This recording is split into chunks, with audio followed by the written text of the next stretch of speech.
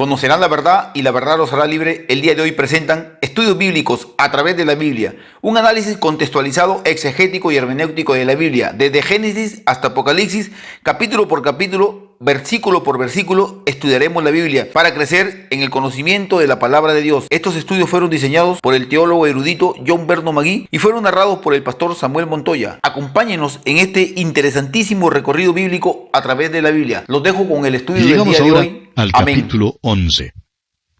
En este capítulo, Jesús resucita a Lázaro de los muertos en Betania. Quisiéramos pausar aquí por un momento para considerar el propósito del Evangelio según San Juan. En los primeros 10 capítulos, Cristo se ha estado revelando a un círculo que cada vez es mayor. Comenzó allá en las bodas de Caná, donde se congregaron algunos convidados y sus discípulos. Y al describir el resultado de ese primer milagro de Jesús, las Escrituras dicen que sus discípulos creyeron en él. Al final, en la fiesta de los tabernáculos y en la fiesta de dedicación, la nación entera estaba delante de él. Allí, Jesús se presentó a la nación, pero fue rechazado por todos. Rechazaron sus obras allá en el capítulo 5 de este Evangelio, versículo 16. Rechazaron sus palabras en el capítulo 8, versículos 58 y 59. Y vimos aquí en el capítulo 10 que acabamos de estudiar, en los versículos 30 y 31, que rechazaron su persona. Este capítulo es como una especie de intermedio en el relato que hace el evangelista. El ministerio público de Jesucristo ha llegado a su conclusión, y ahora Jesús se retira a un ministerio particular. Concentra ahora sus esfuerzos en alcanzar a individuos, y ya no se extiende a la nación. Los eventos aquí tienen lugar en la fiesta de dedicación y la Pascua durante algún tiempo entre los meses de diciembre y abril. Para nosotros, el estudio del Evangelio de Juan es como subir a un monte y cada capítulo nos eleva un poquito más que el anterior. Recuerde usted que Juan nos ha dicho el motivo por el cual escribió este Evangelio. Allá en el capítulo 20, versículos 30 y 31, él dice, «Hizo además Jesús muchas otras señales en presencia de sus discípulos, las cuales no están escritas en este libro. Pero éstas se han escrito para que creáis que Jesús es el Cristo, el Hijo de Dios, y para que creyendo tengáis vida en su nombre». Los judíos rehusaron creer que Jesús fuese el Hijo de Dios. Y Jesús entonces les pidió que creyeran las obras que hacía para que así se dieran cuenta. Por tanto, nosotros hacemos la pregunta suprema. ¿Tiene Cristo el poder para levantar a los muertos? La pregunta de mayor importancia en cualquier religión es en cuanto a la muerte. Hay preguntas que tienen que ver con esta vida, pero el gran misterio es la muerte. La vida también es un gran misterio, pero la vida quedaría prácticamente sin sentido si no hubiese una resurrección de los muertos. La pregunta entonces que hay que hacerle a cualquier religión es si tiene poder sobre la muerte. Muchos tratan de descartar lo milagroso de las Escrituras, incluyendo la resurrección corporal. Son como el hombre que come pescado, pero rehusando creer que el pescado tenga huesos. Ahora bien, puede ignorar los huesos, pero se hallará en apuros y hasta puede ahogarse debido a estos huesos. Pues hacemos lo mismo si tratamos de descartar los milagros de la Biblia. Allí están. Hay personas que dicen que quieren una religión que esté involucrada con lo presente y no una que esté preocupada solo en lo futuro. Creen que la esperanza de la resurrección es solamente para el más allá. Pero no, amigo oyente, es para ahora mismo. Es una esperanza práctica y no teórica. Cristo nos ofrece muchos beneficios ahora mismo, pero el más grande de todos los beneficios es la vida eterna. Es pues muy práctico hacer la pregunta, ¿resucitarán los muertos? La vida aquí es tan corta.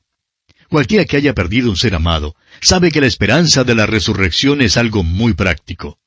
Amigo oyente, si usted no tiene esta esperanza al pararse al lado de la tumba, es seguro que estará abrumado por la melancolía y la tristeza. Nos hemos dado cuenta que las sectas falsas y las religiones del día hacen toda clase de alardes, reclamos y pretensiones en cuanto a lo que ofrecen a sus adeptos, pero no hay ninguna de ellas que se ocupe en levantar a los muertos. Hay algunas sectas que han alegado que les es posible levantar a los muertos, pero nunca están dispuestos a exhibir el cuerpo, el corpus delicti. Cuando Jesús sanó a los enfermos, era el cuerpo que quedaba sanado. Cuando Jesús levantó a los muertos, fue el cuerpo el que fue levantado. Muchas religiones prometen mucho para el presente, pero nada para el futuro. Es como el darle un sonajero a un bebé para que juegue con él en esta vida. O es como el llevar a alguien en avión con un piloto novato que sabe cómo despegar y volar, pero que todavía no ha aprendido lo más difícil, cómo aterrizar. Amigo oyente, la gran esperanza de la fe cristiana es la resurrección de los muertos. Los evangelios nos cuentan de 3 incidentes en los cuales Jesús resucitó a los muertos. Primero, tenemos el caso de la niña de 12 años que acababa de morir. Este relato lo podemos encontrar en el Evangelio según San Mateo, capítulo 9, versículos 18 al 26. En Marcos, capítulo 5, versos 22 al 43. Y en el Evangelio de Lucas, capítulo 8, versículos 41 al 56. Tenemos luego el caso del joven camino al sepulcro que se relata en Lucas, capítulo 7, versículos 11 al 15. Y entonces, en tercer lugar, encontramos el caso de Lázaro, un hombre ya mayor, quien había estado muerto por 4 días y había sido sepultado. Y este lo encontramos aquí en el capítulo 11 de Juan, versículos 1 al 46.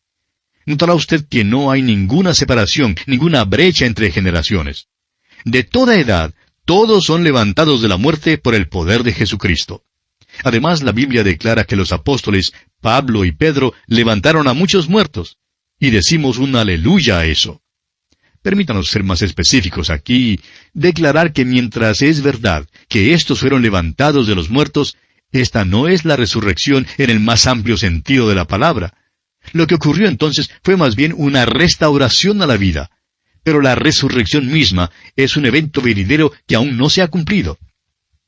El apóstol Pablo confirma esto en su primera carta a los Corintios, capítulo 15, versículos 42 al 44, donde leemos: Se siembra en corrupción, resucitará en incorrupción.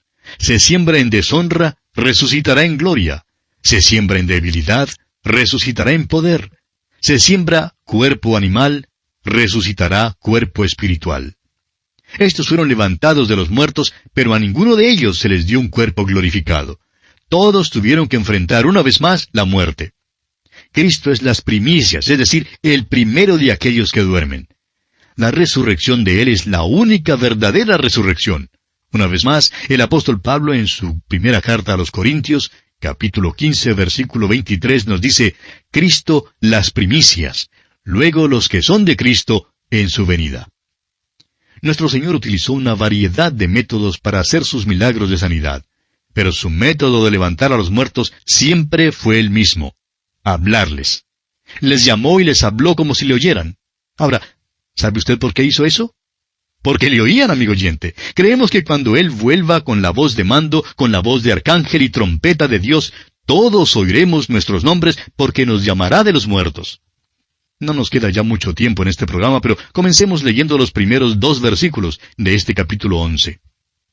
Estaba entonces enfermo uno llamado Lázaro de Betania, la aldea de María y de Marta su hermana. María, cuyo hermano Lázaro estaba enfermo, fue la que ungió al Señor con perfume, y le enjugó los pies con sus cabellos. Es la aldea de María. Esto fue escrito alrededor del año 90 después de Cristo, y en aquel entonces todos sabían acerca de María, la que había ungido los pies de Jesús con nardo puro. La fragancia de aquel perfume todavía hay en el mundo. Jesús dijo que lo que ella hizo sería recordado donde quiera que fuera predicado el Evangelio. Opinamos que hay muchos humildes que están quebrando sus vasos de alabastro de perfume de nardo puro y que tendrán más reconocimiento allá en el cielo que las cosas que reciben tanta publicidad acá en la tierra. Dios, amigo oyente, mira las cosas desde un punto de vista diferente al nuestro, y Él es el que ha de juzgar todas las cosas. Estos versículos, pues, establecen que estamos en la casa de Marta. Antes, nuestro Señor Jesucristo ya había visitado allí. Quizás usted recuerda que en una de estas visitas, Marta se había afanado y se había turbado con muchas cosas para tratar de servir al Señor. Y Jesús le había dicho que el sentarse a sus pies para aprender de Él era mucho mejor que el afanarse y turbarse con el servicio. Podríamos decir que esta era la aldea de María, pero que la casa era de Marta. Hay diferentes dones. Algunas mujeres tienen un maravilloso don en cuanto al hogar. Y hay quienes hablan hoy en día en cuanto a la liberación de las mujeres. Francamente, no conocemos a nadie que sea el mayor cacique en la casa que la esposa o la madre. Fíjese usted, le saca a usted de la cocina, no le permite abrir la nevera, le manda quitarse de la silla cuando quiere pasar con el aspirador, mantiene el mando sobre la cocina y el hogar. Este es el llamamiento de muchas mujeres cristianas. Hay muchas otras también que tienen como su don un ministerio fuera del hogar. Enseñan las clases bíblicas, las clases para niños y trabajan en la iglesia. Pero recuerde, amigo oyente, que la mujer que sirve en su hogar está sirviendo al Señor y que la mujer que sirve fuera del hogar también sirve al mismo Señor. Y bueno, vamos a detenernos aquí. Continuaremos, Dios mediante, en nuestro próximo programa. Oramos que el Señor le bendiga abundantemente. Vamos a continuar hoy estudiando el capítulo 11 del Evangelio según San Juan que iniciamos en el programa anterior. Dijimos que en este capítulo Jesús levanta de los muertos a Lázaro en Betania. Y notamos que el capítulo comienza diciéndonos que Lázaro estaba enfermo y que vivía en Betania, la aldea de María y Marta, sus hermanas. Ahora todos sabían acerca de María, la que había ungido los pies de Jesús con nardo puro. La fragancia de aquel perfume todavía llena el mundo. Jesús dijo que lo que ella había hecho sería recordado donde quiera que fuera predicado el Evangelio. Podríamos decir también que esta era la aldea de María, pero que la casa era de Marta. Porque, como quizá usted recordará, una de las visitas que Jesús hizo a la casa de esta familia, Marta se había afanado y se había turbado con muchas cosas para tratar de servir al Señor. Y Jesús le había dicho que el sentarse a sus pies para aprender de Él era mucho mejor que el afanarse y turbarse con el servicio. Bien, continuamos hoy leyendo el versículo 3 de este capítulo 11 del Evangelio de Juan. Enviaron pues las hermanas para decir a Jesús, Señor, he aquí el que amas está enfermo. Las hermanas son humildes y no le hacen ninguna súplica, ninguna demanda, ninguna crítica. Simplemente le cuentan a Jesús su problema y dejan que Él decida lo que va a hacer. Tantas veces en la oración hemos escuchado a tantas personas prácticamente demandarle al Señor que sane al enfermo. Amigo oyente, Dios no es un mozo para hacer nuestras diligencias, ni es nuestro sirviente, ni alguien que sirve para llevar las maletas. Él no hace las cosas así. Ahora, ellas conocen a su Señor. Señor, le dicen, he aquí el que amas está enfermo. Ahora note usted que dice, el que amas, es decir, Lázaro es amado por el Salvador. El apóstol Pablo también pudo decir que Jesús le amaba. Juan se llama el discípulo al cual Jesús amaba. También el apóstol Pedro declaró que Jesús le amaba. Y a propósito, le ama a usted también y me ama a mí también. Cualquiera que sea un hijo de Dios es alguien a quien Jesús ama. Continuemos ahora con el versículo 4. Oyéndolo Jesús dijo, esta enfermedad no es para muerte, sino para la gloria de Dios, para que el Hijo de Dios sea glorificado por ella. Hay algunos que dicen que uno nunca debe estar enfermo. ¿Se incluye acaso la enfermedad en la voluntad de Dios? Ojalá que Lázaro estuviera aquí para hablarnos en cuanto a eso. La enfermedad no es ni nunca ha sido indicio de que Dios no le ama, amigo oyente. En Eclesiastés capítulo 9, versículo 1 leemos, ciertamente he dado mi corazón a todas estas cosas, para declarar todo esto, que los justos y los sabios y sus obras están en la mano de Dios. Que sea amor o que sea odio, no lo saben los hombres, todo está delante de ellos. No le es posible a usted, amigo oyente, saber por medio de las circunstancias de algún hombre si Dios le ama o no. No tiene ningún derecho a juzgar. El apóstol Pablo dice en su primera carta a los Corintios capítulo 4 versículo 5, así que no juzguéis nada antes de tiempo hasta que venga el Señor, el cual aclarará también lo oculto de las tinieblas y manifestará las intenciones de los corazones. Jesús amaba a Lázaro cuando estaba enfermo. Y no solo eso, sino que como lo veremos más adelante, también dejará que Lázaro muera. Pero aún así, Jesús le amaba. Continuemos ahora con los versículos 5 y 6 de este capítulo 11 de San Juan. Llamaba Jesús a Marta, a su hermana y a Lázaro. Cuando oyó pues que estaba enfermo, se quedó 2 días más en el lugar donde estaba. Jesús le ama a usted, amigo oyente, cuando está enfermo. Le ama cuando se encuentra bien de salud. Le ama en todo tiempo. Y usted no puede impedir que le ame. Sí puede preguntar por qué es que Él permite que ciertas cosas le pasen, y francamente no sabemos el por qué. Pero sí sabemos que le ama. Le ama ya sea usted cristiano o no lo sea. Usted no puede impedir que le ame. Pero sí le es posible a usted poner obstáculos que impidan que el amor de Dios le favorezca. No se puede impedir brillar el sol, pero sí puede uno ocultarse de la luz del sol. Debido a que es un hecho que Él nos ama, debemos acercarnos confiadamente para presentarle nuestros problemas. Ahora, confiadamente quiere decir con la libertad de palabra, el abrirle el corazón a Él. No significa que nuestras peticiones sean demandas. Estas pruebas de nuestra fe nos obligan a postrarnos sobre nuestras rodillas. Moisés clamó al Señor. Ezequías tomó las cartas de mano de los embajadores asirios y las extendió delante del Señor. Los discípulos de Juan el Bautista vinieron a Jesús y le dieron las nuevas de que Juan había sido decapitado. María, la que lloró, le dijo a Jesús al lado de la tumba que estaba llorando porque no podía hallar el cuerpo de su Señor. Amigo oyente, es allí en el oscuro valle, aún en el valle de sombra de muerte, donde debemos aprender a confiar en Él.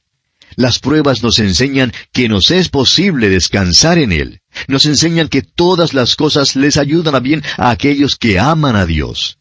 Tenemos que mirar más allá de las lágrimas, las tristezas y las pruebas de la vida y ver que Dios tiene un propósito en todo lo que permite que nos ocurra.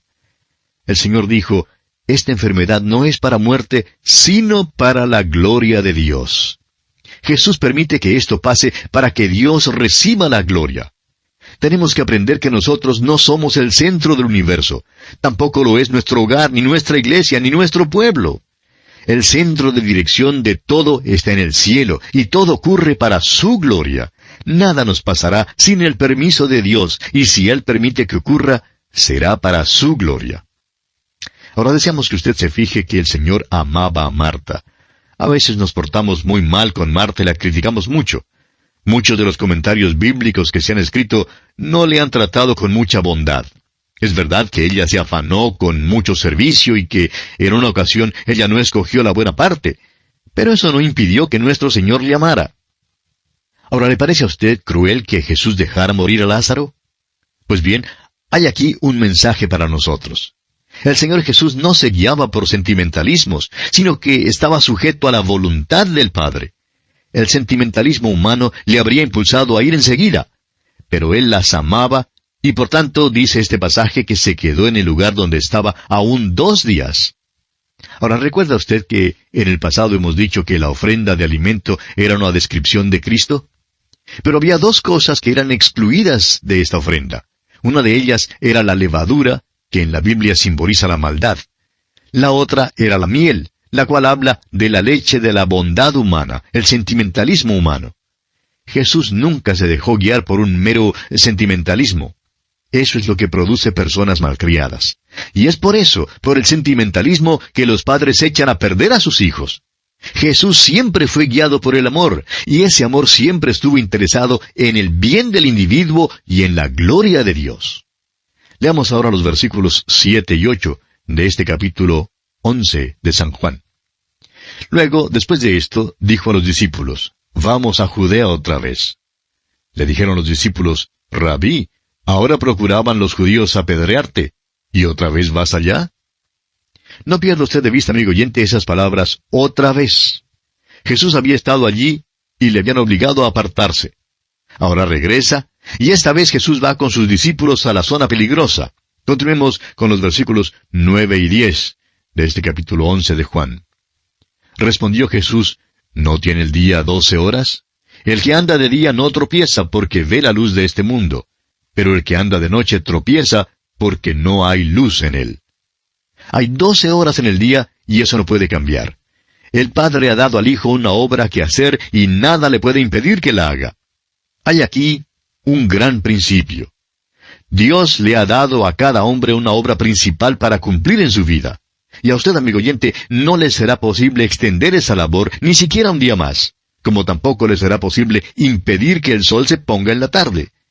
Pero por otra parte, gracias a Dios, usted permanece categóricamente invulnerable hasta que su obra esté cumplida. Nadie le puede tocar, ni aun Satanás le puede tocar. El peligro se encuentra en no seguir a Jesús. Entonces uno queda en tinieblas porque Él es la luz del mundo. Usted podrá entrar en una zona peligrosa con Él y no le tocarán. Terminará su obra. Pero si se queda allí afuera en las tinieblas, si anda en tinieblas, entonces tropezará. Ha habido muerte en Betania. Y si ha de haber luz en aquella hora de tinieblas, es necesario que Jesús vaya hasta allí. Pues Él es la luz del mundo. Continuemos leyendo los versículos 11 hasta el 15 de este capítulo 11 de Juan. Dicho esto, les dijo después, nuestro amigo Lázaro duerme, mas voy para despertarle. Dijeron entonces sus discípulos, Señor, si duerme sanará. Pero Jesús decía esto de la muerte de Lázaro, y ellos pensaron que hablaba del reposar del sueño. Entonces Jesús les dijo claramente, Lázaro ha muerto, y me alegro por vosotros de no haber estado allí, para que creáis, mas vamos a él. Los discípulos no comprendieron lo que Jesús quiso decir cuando dijo que Lázaro dormía. Y muchos hoy en día tampoco lo comprenden, y por tanto hallamos a quienes hablan en cuanto al sueño del alma. Amigo oyente, el sueño es para el cuerpo y nunca para el alma. Y esto es verdad en cuanto al sueño físico y también en cuanto al sueño eterno. Para el creyente, como dice el apóstol Pablo en segunda carta a los Corintios, capítulo 5 y versículo 8, estar ausente del cuerpo es estar presente al Señor. Jesús es llamado las primicias de aquellos que duermen. Ahora, ¿significa esto que Jesús duerme en alguna parte hoy en día? Claro que no, amigo oyente. Él tiene su cuerpo glorificado. El creyente va inmediatamente para estar con el Señor, pero su cuerpo duerme hasta el día de la resurrección y entonces será el cuerpo lo que será levantado. La muerte para el creyente es solo un sueño para el cuerpo. ¿Tiene usted miedo de dormir? Pues no debe tenerlo, amigo oyente. El sueño es un descanso de la labor. Es el descanso que viene para la renovación y la preparación para el nuevo día que viene. Y no hay nada que sea tan bello como la palabra sueño, cuando es usada para la muerte de un creyente.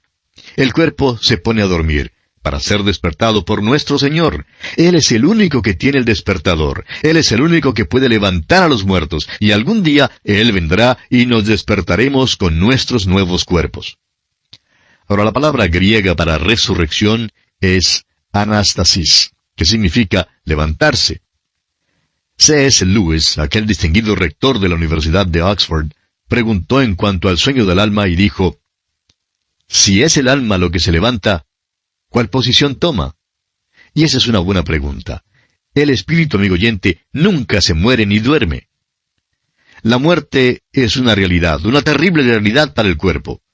La muerte significa la separación y significa que el cuerpo del creyente desciende al sepulcro y duerme allí hasta que sea levantado. Pero recuerde que la resurrección también es una realidad. Según el punto de vista humano, el hombre termina en la muerte. Aún en los hospitales hay un sentimiento de terminación en cuanto a la muerte. Los médicos trabajan hasta más no poder con un paciente, pero cuando muere, todos dejan de trabajar. La muerte llega y no hay nada más que se pueda hacer. La ciencia está imposibilitada ante la presencia de la muerte. Pero es allí precisamente donde Jesús comienza. Donde el hombre tiene que terminar, allí es donde Jesús puede comenzar. Por eso es que la resurrección es una realidad que alienta e infunde una verdadera esperanza en cuantos creemos en ella. Cuando cierta figura de prominencia mundial, cierto personaje sobresaliente falleció en cierto país del Oriente, todos los habitantes de aquel país se lamentaban y decían, nuestro líder ha fallecido, ¿qué haremos? Inmediatamente los líderes dijeron, no lamentéis la muerte de nuestro presidente, él está muerto, pero sus ideas y sus teorías todavía viven y vivirán para siempre. En realidad aquellas palabras no pueden infundir mucha esperanza, pero era la única esperanza que tenían para ofrecer al pueblo. Y así ocurre con aquellos que no creen en la resurrección, que creen que con la muerte termina todo para el hombre. No tienen esperanza alguna. Como dice el apóstol Pablo en su primera carta a los Tesalonicenses capítulo 4, versículos 13 y 14, donde leemos, tampoco queremos, hermanos, que ignoréis acerca de los que duermen, para que no os entristezcáis como los otros que no tienen esperanza. Porque si creemos que Jesús murió y resucitó, así también traerá Dios con Jesús a los que durmieron en él. Amigo oyente, ¿tiene usted hoy esta esperanza? Bien, prosigamos nuestro estudio y leamos ahora el versículo 16 de este capítulo 11 del Evangelio según San Juan. Dijo entonces Tomás, llamado Dídimo, a sus condiscípulos, «Vamos también nosotros para que muramos con él». Tomás es uno de esos tipos pronosticadores de tristezas, ¿no cree usted? Cree que va a morir con Jesús, pero gracias a Dios que aparentemente estaba dispuesto a hacer exactamente eso. Y creemos que Tomás estaba hablando en serio, al igual que Pedro, cuando prometió defender a Jesús hasta la muerte. Pero creemos que en la hora crítica le habría negado, tal como sucedió con Pedro. Es que Tomás no podría haberse mantenido fiel solo por sus fuerzas humanas. Pedro no pudo, y nosotros tampoco podemos. Si no fuese por la gracia de Dios, todos lo haríamos igualmente. Es tan trágico oír del fracaso de algún cristiano o de un pastor que por desaliento se aparta del púlpito. Por nuestras propias fuerzas no podemos mantenernos fieles, amigo oyente. Necesitamos confiar en Jesucristo en todo tiempo. Continuemos ahora con los versículos 17 hasta el 19 de este capítulo 11 de Juan. Vino pues Jesús y halló que hacía ya 4 días que Lázaro estaba en el sepulcro. Betania estaba cerca de Jerusalén como a 15 estadios, y muchos de los judíos habían venido a Marta y a María para consolarlas por su hermano. Betania queda cerca de las puertas de Jerusalén. Muchos judíos habían caminado desde Jerusalén a Betania para estar con Marta y María. Al parecer, era una familia prominente en Betania y estas hermanas eran bien conocidas en Jerusalén. Continuemos ahora con los versículos 20 al 22 de este capítulo 11 de Juan. Entonces Marta, cuando oyó que Jesús venía, salió a encontrarle, pero María se quedó en casa. Y Marta dijo a Jesús, «Señor, si hubieses estado aquí, mi hermano no habría muerto. Mas también sé ahora que todo lo que pidas a Dios, Dios te lo dará». Parece que Marta personifica el tipo agresivo. Es una mujer de acción.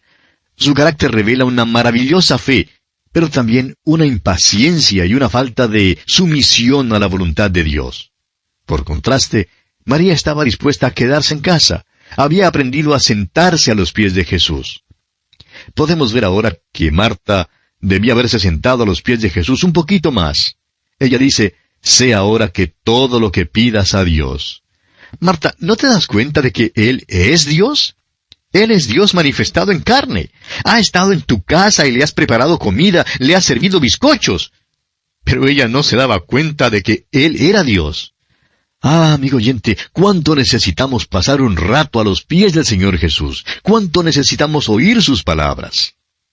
Continuemos ahora con los versículos 23 al 26. Jesús le dijo, «Tu hermano resucitará». Marta le dijo, «Yo sé que resucitará en la resurrección en el día postrero». Le dijo Jesús, «Yo soy la resurrección y la vida. El que cree en mí, aunque esté muerto, vivirá. Y todo aquel que vive y cree en mí, no morirá eternamente». ¿Crees esto? Marta creía en una resurrección, pero escuche, se requiere menos fe para creer que en algún día futuro recibiremos los cuerpos glorificados que para descansar ahora en la seguridad de que los que esperan a Jehová tendrán nuevas fuerzas. Es más fácil creer que el Señor viene y que los muertos serán levantados que creer que mañana puedo vivir para Dios. Es tan fácil consolar a los que se lamentan diciéndoles, «Bueno, algún día pronto verás a tu ser querido». Bueno, eso no requiere mucha fe. Se requiere más fe para decir, «Acabo de perder a mi ser querido, pero estoy consolado en la seguridad, en la certeza de que Dios está conmigo y que Él hace bien todas las cosas». Amigo oyente, Marta sabía por el Antiguo Testamento que habría una resurrección de los muertos, pero no creía que Jesús le podría ayudar allí mismo, en ese momento. Jesús le dice, «Marta, ¿no sabes que yo soy la resurrección y la vida? Si tenemos a Jesús, amigo oyente, tenemos la vida. El que cree en mí, dice Él, aunque esté muerto, vivirá». Luego, Él mira al futuro y dice que el que ha confiado en Él nunca morirá. La vida comienza en el momento en que una persona acepta al Salvador. De modo que el que vive y cree en Jesús nunca morirá, porque Jesús ya ha muerto por él. Nunca morirá una muerte de castigo por sus pecados. Nunca será separado de Dios. Luego Jesús hace la pregunta, ¿crees esto? Le dijo en el versículo 27, le dijo, «Sí, Señor, yo he creído que tú eres el Cristo, el Hijo de Dios, que has venido al mundo». Marta da la misma confesión que dio Pedro. Ella comprende que Él, Jesús, es el Mesías. Continuemos ahora con los versículos 28 al 31. Habiendo dicho esto, fue y llamó a Marta su hermana, diciéndole en secreto, «El Maestro está aquí y te llama». Ella, cuando lo oyó, se levantó deprisa y vino a él. Jesús todavía no había entrado en la aldea, sino que estaba en el lugar donde Marta le había encontrado. Entonces los judíos que estaban en casa con ella y la consolaban, cuando vieron que María se había levantado deprisa y había salido, la siguieron, diciendo, «Va al sepulcro a llorar allí». Marta había entrado en la casa y en secreto había hablado a María informándole de la llegada de Jesús. Pero Dios gobernará esto. Todos entonces se dirigen al cementerio sin saber que, si María había salido, era para recibir a Jesús. Y bien, aquí, amigo oyente, vamos a detenernos hoy. Continuaremos, Dios mediante, en nuestro próximo programa. Deseamos a usted una vida llena de las bendiciones del Señor. Continuamos hoy estudiando el capítulo 11 del Evangelio según San Juan. Y en nuestro programa anterior dejamos a Jesús llegando ya a la casa de Marta y María. Vimos cómo Marta salió al encuentro de Jesús y le dijo que si él hubiera estado allí, su hermano no habría muerto. Jesús le respondió que su hermano resucitaría. Marta le dijo que ella sabía que resucitaría en la resurrección, en el día postrero. Pero Jesús le dice, «Yo soy la resurrección y la vida. El que cree en mí, aunque esté muerto, vivirá». Y luego se dirige a Marta y le dice, «¿Crees esto?» Y ella responde con toda confianza, «Sí, Señor, yo he creído que tú eres el Cristo, el Hijo de Dios que has venido al mundo». Y vimos que la respuesta de Marta es la misma confesión que dio el apóstol Pedro. Ella comprende que Él, Jesús, es el Mesías. Y luego de esta corta conversación, vuelve de nuevo a su casa y en secreto habla con su hermana María y le informa de la llegada de Jesús. María entonces se levanta para salir a recibir a Jesús. Ahora, aunque Marta había hablado en secreto con María, es Dios quien gobernará todo esto. Todas las personas que estaban allí con Marta y María en esa casa, consolándolas por la muerte de su hermano, se dirigen entonces al cementerio sin saber que María había salido y era para recibir a Jesús. Ellos pensaban que ella iba a llorar al sepulcro, pero María había salido en realidad a recibir a Jesús. Continuemos entonces ahora con el versículo 32 de este capítulo 11 de Juan, donde dice que María, cuando llegó a donde estaba Jesús, al verle, se postró a sus pies, diciéndole, «Señor, si hubieses estado aquí, no habría muerto mi hermano». Ahora vemos que María está diciéndole a Jesús lo mismo que le había dicho Marta, que si Jesús hubiera estado allí, su hermano no habría muerto. Es por esto que más tarde Jesús dirá que les conviene que Él se vaya. Este incidente aclara la razón por la cual Jesús dice que será conveniente que Él se vaya. Si Jesús hubiera permanecido aquí en la carne, estando solamente con su pueblo allí, pues no le hubiera sido posible estar en el pueblo mío. Si Jesús no se hubiera ido, no hubiera podido enviar al Consolador, al Espíritu Santo. Pero cuando el Espíritu Santo vino, Él pudo estar en todas partes. Hoy en día, el Espíritu Santo mora en cada creyente. Por tanto, el Espíritu Santo puede estar donde estoy yo y donde está usted también. Y también al otro lado del mundo. Allá en el capítulo 16 de este Evangelio, versículo 7, leemos las palabras de Jesús. «Pero yo os digo la verdad, os conviene que yo me vaya, porque si no me fuera, el Consolador no vendría a vosotros, mas si me fuere, os lo enviaré». Continuemos entonces con los versículos 33 al 35 de este capítulo 11 de Juan. Jesús entonces, al verla llorando, y a los judíos que la acompañaban, también llorando, se estremeció en espíritu y se conmovió, y dijo, «¿Dónde le pusisteis?» Le dijeron, «Señor, ven y ve». Jesús lloró. Si usted quiere saber cómo es que Dios se siente en cuanto a la muerte de sus seres amados, mire esto. Jesús se estremeció en su espíritu y se conmovió. La muerte es una cosa terrible, amigo oyente, y usted puede estar seguro que Jesús se conduele de usted. Su simpatía está con los que viven. Él sabía lo que iba a hacer por los muertos. Jesús lloró, dice aquí. El Evangelio de Juan está escrito para mostrarnos la deidad de Cristo, y sin embargo, aquí Jesús se manifiesta en toda su humanidad. Aún pregunta, ¿dónde habían puesto a Lázaro? Porque era muy humano. Y vemos aquí también cómo Dios se siente en este funeral.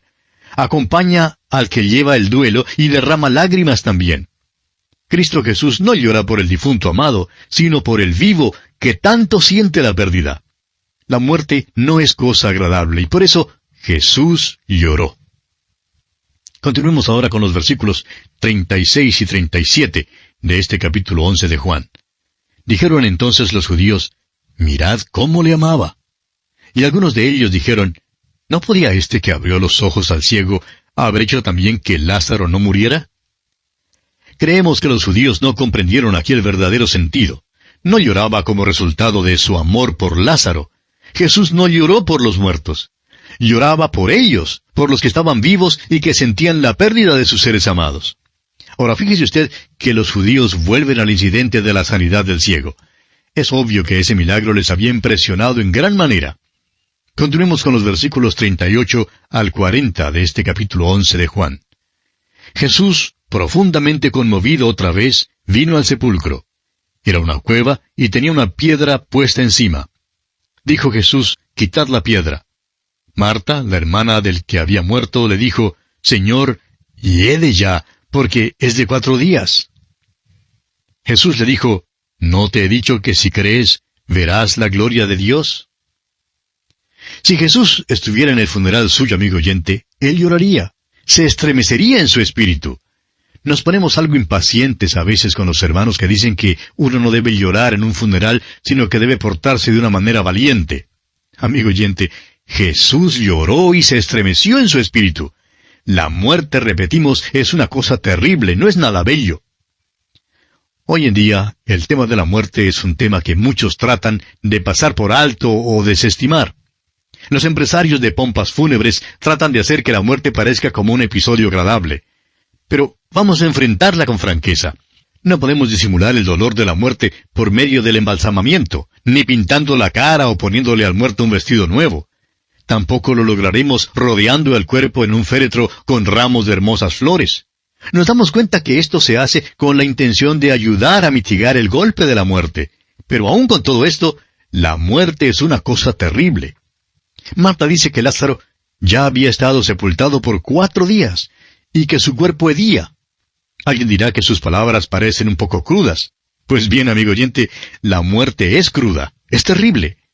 Sin duda, este caso va a requerir un milagro. Leamos los versículos 41 y 42.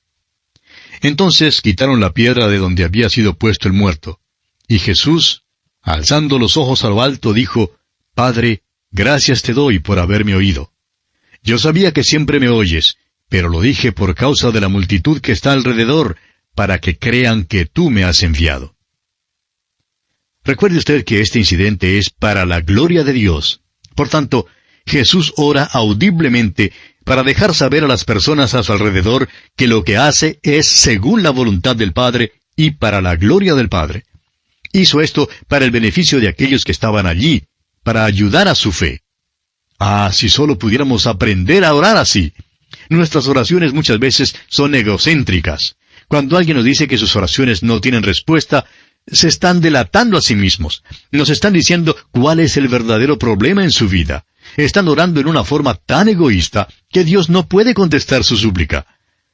Si oramos para la gloria de Dios, entonces Él contestará. Tenemos que llegar al lugar donde podamos decir verdaderamente, no se haga mi voluntad, sino la tuya. Continuemos ahora con los versículos 43 y 44 de este capítulo 11 del Evangelio de Juan.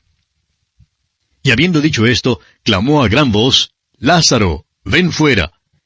Y el que había muerto salió atadas las manos y los pies con vendas, y el rostro envuelto en un sudario. Jesús les dijo, «Desatadle y dejadle ir». Deseamos mencionar aquí que creemos que Jesús levantó de los muertos a muchas personas. Creemos que en realidad hubo multitudes que fueron sanados, centenares de ciegos que recibieron su vista. Los evangelios solamente relatan algunos de todos estos casos. Ahora note usted que en el caso de Lázaro, su vida fue restaurada al cuerpo viejo. Salió envuelto en toda la mortaja, exactamente como había estado en la tumba, hasta con el lienzo que le habían envuelto en la cabeza. Pero Jesús, en cambio, simplemente salió de la tumba y dejó todo eso atrás. ¿Por qué? Porque salió con un cuerpo glorificado. No tuvieron que quitar la piedra para que Jesús saliera. la piedra fue quitada para que los que estaban afuera pudieran mirar adentro y ver que la tumba estaba vacía. Su cuerpo glorificado pudo salir del sepulcro sellado y pudo entrar sin problema alguno en un cuarto con las puertas trancadas. Hay en esto un cuadro bello de la salvación. Nosotros estábamos muertos en delitos y pecados, muertos ante Dios, pero ahora hemos sido vivificados para con Dios en Cristo Jesús. Pero amigo oyente, esta mortaja, nuestra naturaleza humana, nos retiene. El apóstol Pablo dijo allá en su carta a los Romanos capítulo 7, versículos 15 y 24, «Porque lo que hago no lo entiendo, pues no hago lo que quiero, sino lo que aborrezco, eso hago. Miserable de mí». Ahora este no es un inconverso el que habla, es un creyente. Jesús quiere que estemos libres de esta mortaja. Él dice, «Desatadle y dejadle ir». Continuemos con los versículos 45 y 46 de este capítulo 11 de Juan. Entonces muchos de los judíos que habían venido para acompañar a María y vieron lo que hizo Jesús, creyeron en él. Pero algunos de ellos fueron a los fariseos y les dijeron lo que Jesús había hecho. Estos hombres no pueden ignorar este milagro. Esto pone a los sabuesos de odio una vez más sobre su pista, y puede usted estar seguro de que no cesarán de seguirle hasta cuando le pongan en la cruz. Quizás les sorprenderá saber que este incidente marca el final del ministerio público de Jesús. Especialmente cuando se dé cuenta de que no estamos ni siquiera cerca al final de este Evangelio según San Juan. El hecho es que solamente hemos llegado hasta la mitad. El ministerio público de Jesús comenzó cuando Juan el Bautista le señaló como el Cordero de Dios, y ahora hemos llegado a su fin. Es que Juan dedica casi tanto tiempo a las últimas 48 horas de nuestro Señor antes de la cruz, como el que emplea en los primeros 32 años, 11 meses, 3 semanas y 5 días de su vida. En realidad, así fue como escribieron también los otros evangelistas. Ponen un mayor énfasis sobre los últimos 8 días. Fíjese usted que hay 89 capítulos en los 4 evangelios. De estos 89 capítulos, 4 tratan los primeros 30 años de la vida de Cristo. Y los 85 capítulos restantes abordan los últimos 3 años de su vida. Ahora, de esos 85 capítulos, 27 tratan los últimos 8 días de su vida. Por tanto, una tercera parte de los evangelios tiene como tema central los sucesos de los últimos días de Jesús y ponen su mayor énfasis sobre su muerte y su resurrección. El énfasis mayor es sobre el hecho de que Jesús murió y resucitó de los muertos. Y amigo oyente, no seríamos fieles a la Biblia si nuestro mayor énfasis no cayese sobre la muerte y la resurrección de Cristo. Este es el Evangelio. Los autores de los Evangelios hicieron lo que Pablo hizo también más tarde. El apóstol Pablo dice en su primera carta a los Corintios capítulo 2, verso 2, «Pues me propuse no saber entre vosotros cosa alguna, sino a Jesucristo y a este crucificado». Uno creería pues que este milagro de la resurrección de Lázaro habría motivado a los escépticos a volverse a Jesús. Pero no resultó así. Usted recordará que nuestro Señor había dicho previamente las siguientes palabras allá en Lucas capítulo 16, verso 31. «Si no oyen a Moisés y a los profetas, tampoco se persuadirán, aunque alguno se levantare de los muertos». Esa es la razón por la cual Dios no rasga los cielos y desciende. Por eso mismo es que Dios no anda haciendo señales y milagros hoy en día. Después de que la iglesia sea sacada de la tierra durante el período de la gran tribulación y también durante el milenio, habrá un período de grandes milagros, pero aún eso no convencerá a la gente. Hoy en día se nos exige, de una manera callada, poner nuestra confianza en Él, aunque la multitud y la mayoría se aparte de Él. Hay quienes se quejan de que las multitudes no están siguiendo a Jesús. Amigo oyente, las multitudes nunca siguieron a Jesús, ni nunca le seguirán. Él murió, fue sepultado, resucitó de los muertos, y eso es el Evangelio. No necesitamos un milagro. El problema no se halla en la falta de evidencias. El problema está en la incredulidad del hombre. Ahora note usted lo que ocurre en el versículo 47 de este capítulo 11 de Juan.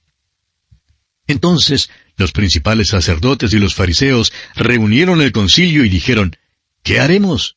Porque este hombre hace muchas señales. ¿Se fija usted, amigo oyente? El problema de estos sabuesos de odio no era la falta de evidencias. Ellos eran los enemigos de Jesús y sin embargo decían, este hombre hace muchas señales. Es que no podían negar sus milagros. Este es un grupo diabólico.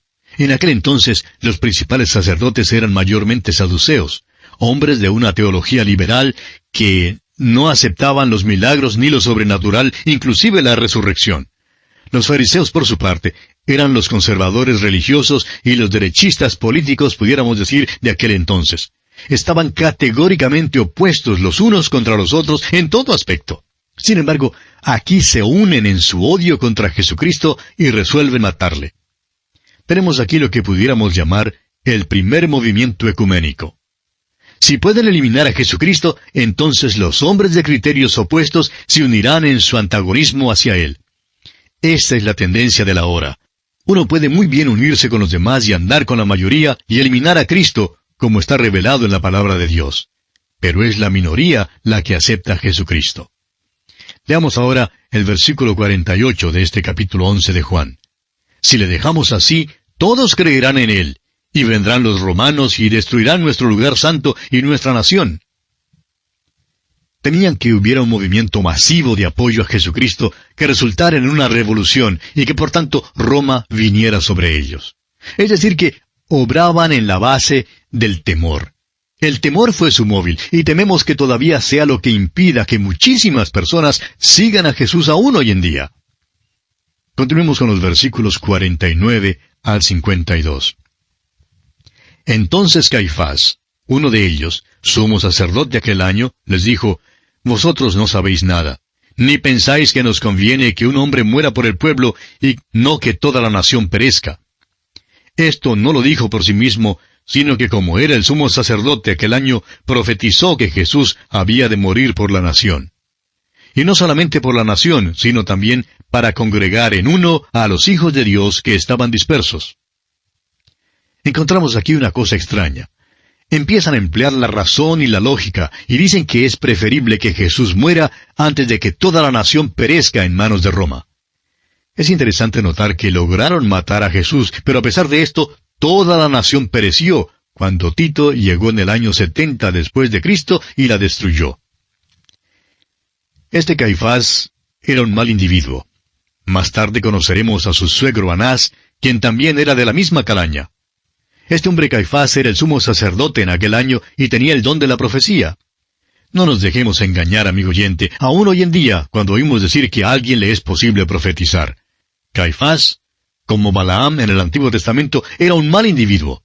Sin embargo, le fue posible profetizar y su profecía era verdadera. Leamos ahora los versículos 53 y 54 de este capítulo 11 de Juan. Así que, desde aquel día acordaron matarle. Por tanto, Jesús ya no andaba abiertamente entre los judíos, sino que se alejó de allí a la región contigua al desierto, a una ciudad llamada Efraín, y se quedó allí con sus discípulos. Amigo oyente, este es el comienzo del fin.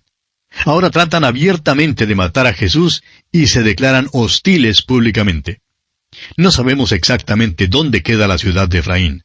Probablemente estaba en una sección retirada, cerca a algún bosque o monte. Continuemos entonces con los versículos 55 al 57. Y estaba cerca la Pascua de los judíos, y muchos subieron de aquella región a Jerusalén antes de la Pascua para purificarse, y buscaban a Jesús, y estando ellos en el templo, se preguntaban unos a otros, ¿qué os parece? ¿No vendrá la fiesta? Y los principales sacerdotes y los fariseos habían dado orden de que si alguno supiese dónde estaba, lo manifestase para que le prendiesen. Las multitudes venían a Jerusalén para purificarse antes de la Pascua. Al cumplir con este ritual continuo, se reúnen las multitudes, conversan entre sí, y surge una diferencia de opinión en cuanto a Jesús. Se preguntan si Jesús vendrá a la fiesta este año. Saben que el Sanedrín le busca de veras. Y amigo oyente, es que si rehusaron creer a Moisés, no creerán ahora aunque surja uno que resucite de los muertos. Hemos llegado, pues, al momento crítico. Nos acercamos ahora a la última semana de su vida. Y concluimos así nuestro estudio del capítulo 11 del Evangelio según San Juan. En nuestro próximo programa, Dios mediante, comenzaremos con el capítulo 12. Que Dios le bendiga abundantemente.